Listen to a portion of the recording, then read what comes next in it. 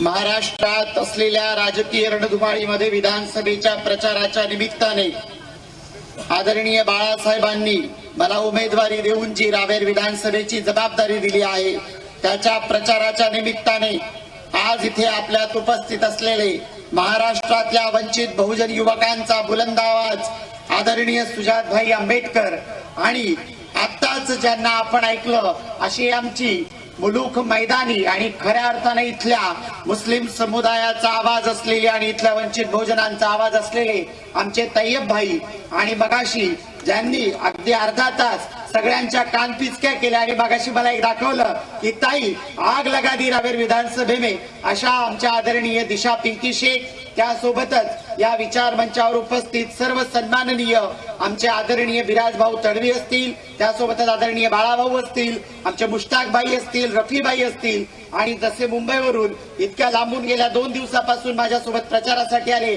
आदरणीय थोरात साहेब असतील या सर्वांना आणि या सभागृहात आणि ज्यांना ज्यांना माझा आवाज ऐकायला जातोय त्या सर्वांना माझा सन्मानानं सविनय क्रांतिकारी जय भीम जय जिजाऊ जय शिवराय अस्सलाम वालेकुम। या विधानसभा क्षेत्रामध्ये ज्या दिवसापासून उमेदवारी मिळाली सुजातभाई एक सांगू इच्छिते की ज्या दिवशी उमेदवारी जाहीर झाली त्याच्या 3ऱ्या दिवसापासून अफवांचं एक मोठं शेत इथं पिकलं। पहिली अफवा होती की शमीबाताई मॅनेज झाली शमीबाताई मॅनेज झाली शमीबाताईला 27 लाखाची गाडी आली। मला काल गाडी डोंगरात जाताना पंक्चर झाली तर तिथून तिला टोचन करून खाली यावं लागलंय आणि शमीबाताईच्या 27 लाखाच्या गाडीचा हिशोब काय मला पण अजून कळत नाही। भावांनो आणि बहिणींनो राजकीय उमेदवारी घेत असताना किंवा राजकीय भूमिका घेत असताना गेल्या 15 वर्षाच्या माझ्या सामाजिक क्षेत्रातल्या अनुभवाला गाठीशी बांधून ज्या विचारांना मी प्रमाण मानते तो विचार आहे शिव फुले शाहू आंबेडकरांचा विचार तो आहे भारतीय संविधानाचा विचार आणि आदरणीय बाळासाहेब म्हणतात की भारतीय संविधानाचा सरनामा हाच आमचा जाहीरनामा त्यामध्ये लिहिलेल्या 395 कलमांमध्ये असलेली आमची जी भूमिका आहे की इथल्या शेवटच्या माणसाचा सगळ्यात आधी विकास झाला पाहिजे त्याच्यापर्यंत त्याचा हक्क अधिकार पोहोचला पाहिजे यासाठी असलेली राजकीय हक्काची आणि अधिकाराची लढाई आम्ही वंचित बहुजन आघाडीच्या माध्यमातून लढतोय। वंचित बहुजन आघाडीची भूमिका काय हे मगाशी बोलत असताना दिशाजींनी सांगितलं तत्पूर्वी बाळाभाऊ पण बोलले आपल्या सर्वांना सुजातभाईंना ऐकायचंय पण काही गोष्टी स्पष्ट करू इच्छिते। गेल्या 15 दिवसापूर्वी रावेर विधानसभा क्षेत्रामध्ये एक दुर्दैवी घटना घडली।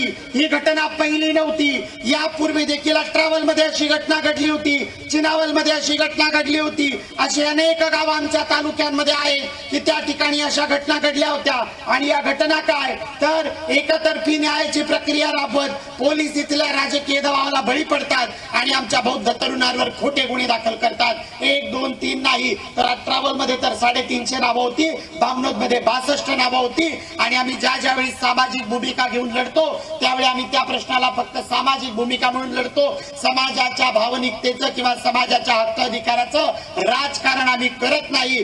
पण इथे असलेले जे काँग्रेसचे उमेदवार आहेत उघडपणे बोलते समोरच्या मैदानात सभा चालू आहे ऐकू गेलं तर अधिक चांगलं जे काँग्रेसचे उमेदवार आहेत तर या काँग्रेसच्या उमेदवारांचे काही चिलेपिले सोडलेले हे जाऊन गावागावात प्रचार करतात अपप्रचाराच्या फैरी झाडतायत आणि या अपप्रचाराच्या फैरी झाडत असणाऱ्यांना माझा खुला सवाल आहे ए बाबा 62 जणांवर गुन्हा दाखल झालाय गेल्या 3 दिवसापूर्वी 27 जणांची नावं वगळून आणली आहेत 6 जणांचा जामीन केलाय त्यावेळी कुठे गेला होता पदरून आमच्या कार्यकर्त्यांनी पैसा खर्च केलाय वकील देखील आम्ही पुरवलाय मध्ये जे होते त्यांच्या घरच्यांनी 2-2 हजार रुपयाचा वाटा दिलाय। आम्ही लढाई लढत असताना सामाजिक लढाई लढतोय तुझ्याकडे उत्तर असेल तर आम्ही मंडप टाकतो छत्र्या टाकतो इथे वाटल्यास तुला उकाडा होत असेल तर कूलर पण लावते येऊन समोर उत्तर दे।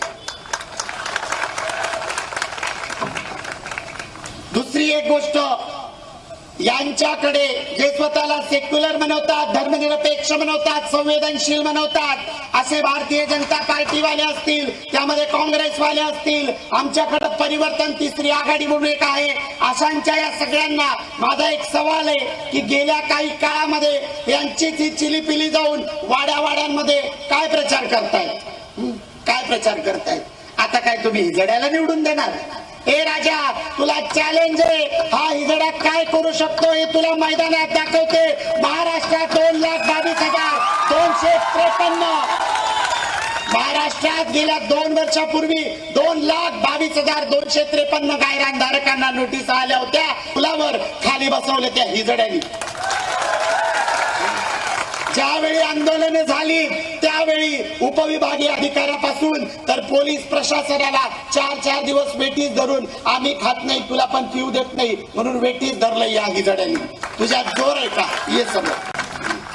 आम्ही फक्त भावनिकतेचं राजकारण करत नाही, आम्ही दिशाभूल करून राजकारण करत नाही. समाजाचे प्रश्न, समाजाचे हक्क, समाजाचे अधिकार, इथले असलेल्या शोषित वंचित घटकाचे हक्क आणि अधिकार टिकून राहिली पाहिजे यासाठीची लढाई लढण्यासाठी आम्ही राजकीय भूमिका घेतोय. पण केवळ अपप्रचार करणं, कारण यांच्याजवळ दुसरं साधन नाहीये, तुमच्याजवळ खरं काहीच नाहीये, तुम्ही बोलणार काय.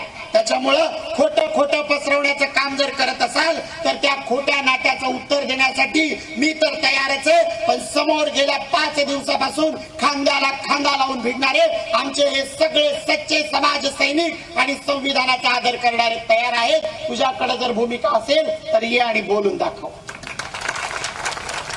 काय करतायत.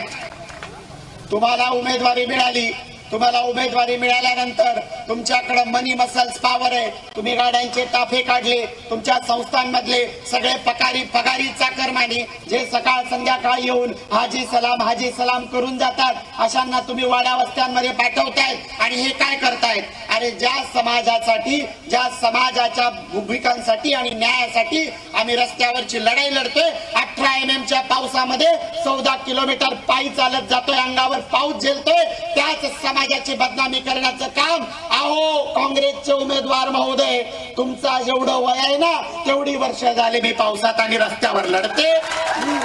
तेवढे वर्ष झाले मी रस्त्यावरची लढाई लढते. अहो भाजपाचे उमेदवार महोदय, तुम्ही माहितीये का, तुम्ही जो वसा वारसा सांगतोय ना, तर माझ्या बापाच्या कष्टाचा पैसा तो बुडवलाय तुम्ही कारखाने विकून आणि तिथलं भंगार विकून. आम्हाला उत्तर द्या. एका समाजाची बदनामी केली जाते. बौद्ध समुदायाच्या विरोधाने विशेष करून इथे अपप्रचाराच्या मोहिमा झाडल्या जात आहेत. बौद्धांचेच तरुण कशा पद्धतीनं आक्रमणकारी आहेत, बौद्ध तरुणांनी जाऊन कशा पद्धतीच्या दंगली केल्या आहेत. अहो वैयक्तिकरित्या जाऊ नका, वैयक्तिकरित्या बदनामीचं राजकारण करू नका. आमचे मुद्दे विकासाचे मुद्दे आहेत. विधानसभा क्षेत्रामध्ये गेल्या 45 वर्षामध्ये आलटून पालटून, कधी वालोदकर कधी खिरोतकर, आणि गेल्या पंचवार्षिकला तापीच्या पलीकडून आले आमचे एक दादा. आता आलटून पालटून सत्ताकारण करणाऱ्यांनो, खऱ्या अर्थाने इथल्या आदिवासींचे प्रश्न सुटले का. किती वनदावे आहेत. 10,222 वनदावे रावेर विधानसभा क्षेत्रामध्ये आहेत. 2008 साली दाखल केले गेले, ते प्रलंबित पडलेले आहेत. 64 वैयक्तिक वन, सामुदायिक वन हक्काचे दावे आहेत, ते प्रलंबित आहेत. 11,900 बेघर गायरानातले प्रकरण आहेत, ते प्रलंबित आहेत. शमीबा तुम्हाला आकडा देऊ शकते, कारण शमीबा गेल्या 15 वर्षापासून जल जंगल जमिनीपासून बेघर असतील, भूमिहीन असतील, गायरानधारक असतील, रेशनच्या प्रश्नापासून मुलांच्या शिष्यवृत्त्या असतील, ऐनवेळी आलेल्या इमर्जन्सीच्या इश्यू पासून समाजाच्या एकजुटीचे प्रश्न असतील, यासाठी शमीबा रस्त्यावरचं काम करते. बाबा मी सांगत नाही माझ्या आजांनी काय केलं, माझा आजा माझ्या बापाला आठवत नाही, मी कुठं सांगू. माझा आजा माझ्या बापाला आठवत नाही, मी कुठं सांगू. ए दादा रस्त्यावर घासते, रस्त्यावर बसते, रस्त्यावरची लढाई आहे ती लढते आहे. आणि माझी उमेदवारी देखील रस्त्यावरच्या माणसाच्या हक्क अधिकारासाठी आहे, ज्याच्यापर्यंत तुझ्या हवेलीचं दार कधी उघडलं नाही. तुझ्याकडे शिफारस पत्र घेऊन आमचा एखादा जर आला की माझ्या पोराच्या नोकरीचं काम आहे, आमच्या गावात स्मशानभूमी बांधायची आहे, दलित वस्तीतली आदिवासी पाड्यांमध्ये योजना आणायची आहे, शिफारस पत्र घेऊन ज्यावेळी आमचा एखादा सर्वसामान्य माणूस जातो त्यावेळी तुमच्या दारावरचा एखादा शिपाई सांगतो, दादा तर मुंबईला आहे, दादा घरी नाहीत. तुम्हाला वेळ द्यायला वेळ नाही. ज्यांच्या जीवावर तुम्ही राजकारण केलं त्यांच्या हक्काचे प्रश्न मांडण्यासाठी तुम्हाला वेळ नाहीये. तर आम्ही तुम्हाला प्रश्न विचारतो की कशासाठी आम्ही तुम्हाला परत एकदा, आणि का म्हणून आम्ही स्वतंत्र म्हणून भूमिका घ्यायच्या नाहीत. आमच्या स्वतंत्र भूमिका आमच्या स्वाभिमानाच्या आहेत, आमच्या सन्मानाच्या आहेत. आमच्यात तेवढा आत्मभान जाग झालेला आहे. आम्हालाही कळतं की कागदावर काळ काय लिहिलेलं आहे, आम्हाला वाचता येतं. आम्हाला अ ते न्य पर्यंत पण वाचता येतं आणि A to Z पण चांगलं कळतं. आणि हे सगळ्याच्या सगळं आम्हाला आमच्या पदरात घ्यायचंय, आमच्या समाजाच्या पदरात द्यायचंय, त्यांच्या घरात पोचवायचंय, त्यांच्या दारात पोचवायचंय, यासाठीची राजकीय भूमिका.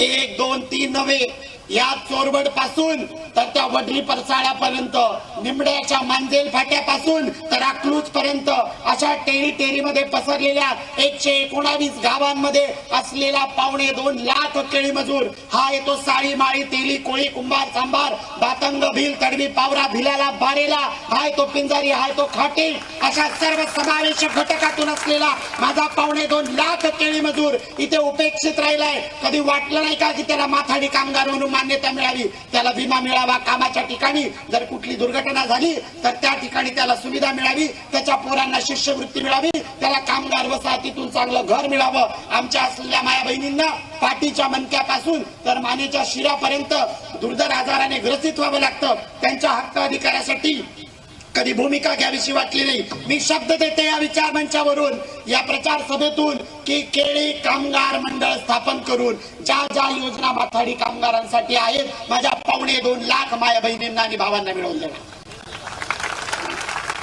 आदिवासींच्या वनजमिनीच्या प्रश्नाला घेऊन सातत्याने सक्रियरित्या 7 वर्ष अगदी गाड्या जामण्याच नव्हे तर चोपडा तालुक्यातल्या कर्जाणे मेलाणे भेलाणे पासून तर रावेर रसलपूर पर्यंत 7 वर्ष दैनंदिन प्रवास करून हे प्रश्न समजून घेतलेले आहेत. 12A च्या अमेंडमेंट पर्यंत पंचनामे मी भरून घेतलेले आहेत. आदिवासींच्या वनजमिनी नावावर करून देणं, आदिवासींना त्यांचा वनाचा हक्क कायम ठेवणं, जंगलचा राजा म्हणून स्वाभिमानानं जगला पाहिजे, यासाठीची भूमिका म्हणून ही माझी लढत. इथे असलेल्या गायरानधारकांचे प्रश्न असतील, इथे असलेल्या सुशिक्षित बेरोजगारांचे प्रश्न असतील, इथे असलेला आमचा केळीच्या उत्पादकापासून केळीवर आधारित असलेली आमची अर्थव्यवस्था असेल, केळीला फळाच्या दर्जाचं गाजर त्या कोल्ड स्टोरेज पासून तर केळीच्या हमी भावापर्यंतच्या भूमिका येऊन ते मान्य करून घेईन. मी मंत्रालयात जरी गेले तर मंत्रालयाच्या दाराशी येऊन आंदोलनाच्या पवित्र्यामध्ये तुमच्या हक्कासाठी भांडत राहील आणि तुम्हाला तुमचे अधिकार मिळवून देईल.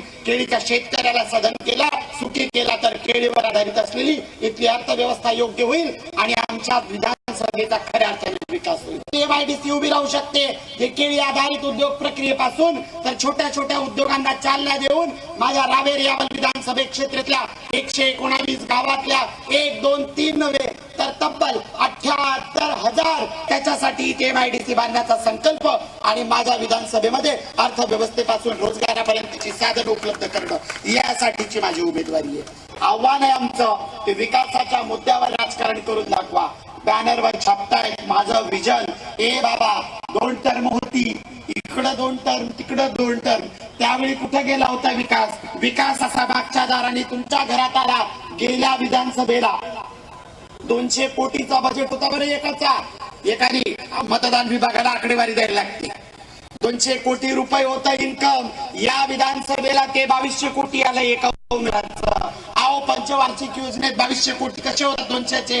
आम्हाला पण सांगा, आम्ही पण आमच्या पोराबाळांना सांगू, ते पण कमाई करतील आणि धनदांडगे होतील. हे कुणाचं काढून घेतलंय आणि कुणाला खाऊ घातलंय, या खाऊ घातलेल्याचा हिशोब विचारायचा आहे. म्हणून वंचित बहुजन आघाडीच्या वतीने माझी राजकीय उमेदवारी.